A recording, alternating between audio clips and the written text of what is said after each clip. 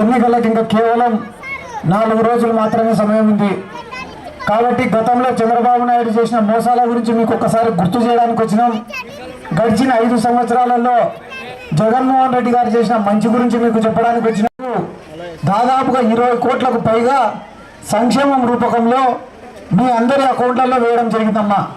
మీ అల్లూరు గ్రామంలో జగన్మోహన్ రెడ్డి గారు ముఖ్యమంత్రి అయిన రోజు నుంచి ఈ రోజు వరకు దాదాపుగా 20 కోట్ల రూపాయలకు పైగా సంక్షేమం రూపకంలో మీ అందరి అకౌంట్లలో కూడా వేయడం జరిగింది. ఎందుకు 2 సార్లు చెప్పిన ఈ మాట అంటే మీరందరూ అనుకోవచ్చు, ఏం ముఖ్యమంత్రి కాబట్టి వేసినాడు, ఏం ఊరికి వేసినాడా అని అనుకోవచ్చు మీరు. కానీ గతంలో కూడా చాలా మంది ముఖ్యమంత్రులు ఉన్నారమ్మా. చంద్రబాబు నాయుడు గారు అయితే 1 సంవత్సరం 2 సంవత్సరాలు కాదు, ఎన్నేళ్ళు ముఖ్యమంత్రిగా ఉన్నాడు? 14 సంవత్సరాలు ముఖ్యమంత్రిగా ఉన్నాడమ్మా. 14 ఏళ్ళు ముఖ్యమంత్రిగా పనిచేసిన చంద్రబాబు నాయుడు గారికి పిల్లలని, పేదలకు, మీకు మీ డ్వాక్రా సంఘాలకు రుణాలు మాఫీ చేయాలనే ఆలోచన రాలే. అవ్వాతాతలకు పెన్షన్ ఇంటికి పంపించాలనే ఆలోచన రాలే. సచివాలయాలను నిర్మించాలనే ఆలోచన రాలే. ప్రతి గ్రామంలో ఒక డాక్టర్ ఉండాలనే ఆలోచన రాలే. ఇవి ఏవి రాకపోగా దాదాపుగా 600 అబద్ధపు హామీలు ఇచ్చి అధికారంలోకి వచ్చి రాష్ట్ర ప్రజలందరినీ మోసం చేసినాడమ్మా ఇప్పటికే ఒకసారి. కాబట్టి ఈరోజు చంద్రబాబు నాయుడుకు మళ్ళా ఒకసారి మీ ముందుకు వచ్చేదానికి ముఖం లేదు. ముఖం లేక ఏం చదివిస్తా అంటే నేను ఇద్దరిని చదివిస్తా అంటున్నాడు. జగన్మోహన్ రెడ్డి గారు నేను 3000 రూపాయలు పెన్షన్ ఇస్తా అంటే నేను 4000 రూపాయలు ఇస్తా అంటున్నాడు. జగన్మోహన్ రెడ్డి గారు రైతులకు పంట పెట్టుబడికి 13,500 రూపాయలు ఇస్తా అంటుంటే నేను 20,000 రూపాయలు ఇస్తా అంటున్నాడు. జగన్మోహన్ రెడ్డి గారు 45 సంవత్సరాలు దాటిన మహిళలకు 18,500 రూపాయలు ఇస్తుంటే నేను ఎవరైనా ఆడపిల్ల 18 ఏళ్ళు దాటితే చాలు ప్రతి నెల 1,500 ఇస్తా అంటున్నాడు. మన జగన్మోహన్ రెడ్డి గారు సంక్షేమ పథకాలు ఇస్తే ఏమన్నాడు తెలుసా అమ్మాయి చంద్రబాబు నాయుడు? రాష్ట్రం అప్పుల పాలైపోతుంది, అప్పుల పాలైపోతుంది, అప్పుల పాలైపోతుంది అన్నాడు.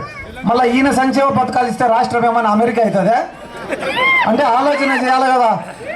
ఈరోజు టీడీపీ వాళ్ళందరూ అడిగినారంట చంద్రబాబు నాయుడిని. ఏమని అడిగినారో తెలుసా అమ్మా? ఈ మేనిఫెస్టో సూపర్ 6 అనేది చూపించి చంద్రబాబుకి, సార్ ఇన్ని అబద్ధాలా సార్ చెప్పేది, ఇంత మోసమా సార్ చేసేది అంటే దానికి చంద్రబాబు నాయుడు ఏమన్నాడో తెలుసా? ఒరేయ్ నిజాయితీగా అప్పు కట్టేటోనికి ఎవరు డబ్బులు ఇర్రా, అప్పు కడతామని ఎగరగొట్టేటోళ్ళకే డబ్బులు ఇస్తారు. అట్లా మనం కూడా జనాలకు ఫస్ట్ ఆశ పెట్టాలా, ఆశ పెట్టినాక నమ్మియాలా.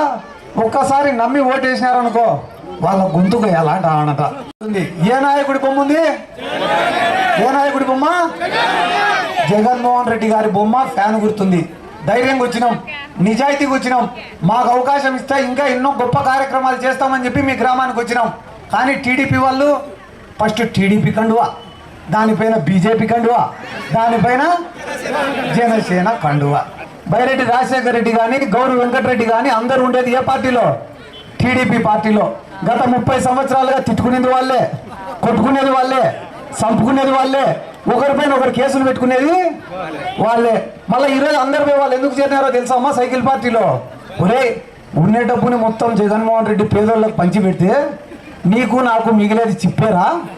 కాబట్టి మళ్ళా నీరు చెట్టు కార్యక్రమాలు రావాలన్నా, మళ్ళా దోమలపైన దండయాత్రలు జరగాలన్నా, మళ్ళా పుష్కరాలలో నిధులు కొట్టాలన్నా, మళ్ళా మార్కెట్ యార్డ్లో గోన సంచులు అమ్ముకోవాలన్నా, పుట్టుకోసాలు అమ్ముకోవాలన్నా, ట్రాన్స్పోర్ట్లో డబ్బులు అమ్ముకోవాలన్నా, కొత్త శనిగలు పాత శనిగలు మిక్స్ చేసి అమ్మాలన్నా, కొత్త కందులు పాత కందులు మిక్స్ చేసి అమ్మాలన్నా, మున్సిపాలిటీలో ఉద్యోగాలు అమ్ముకోవాలన్నా చావాలా అనే ఉద్దేశంతో వీళ్ళందరూ కూడా ఒక్కటైనారు. కడుపు ఖాళీగా ఉన్నప్పుడు కొట్టుకున్నారు, కడుపు నిండినాక కలిసిపోయినారు. కాబట్టి ఆలోచన చేసుకోండి. ఎందుకంటే గాన ఈరోజు రాష్ట్ర వ్యాప్తంగా డబ్బులు ఉన్న వాళ్ళందరూ ఒక పక్కన ఉన్నారు, పేదవాళ్ళందరూ ఇంకొక పక్కన ఉన్నారు. డబ్బులు ఉన్న వాళ్ళందరూ తెలుగుదేశం పార్టీ వైపున ఉన్నారు, పేదవాళ్ళందరూ వైఎస్ఆర్ కాంగ్రెస్ పార్టీ వైపున ఉన్నారు. నేనే అడిగిన జగన్మోహన్ రెడ్డి గారిని, సార్ డబ్బులున్న వాళ్ళందరూ ఒక పక్కకు చేరినారు కదా సార్, ఏం సార్ మా పరిస్థితి అంటే దానికి జగన్మోహన్ రెడ్డి గారు చెప్పిన మాట ఏమో తెలుసామా? ఒక గ్రామంలో డబ్బులున్న వాళ్ళు 10% మంది ఉంటారంట, కానీ పేదవాళ్ళు 90% మంది ఉంటారంట.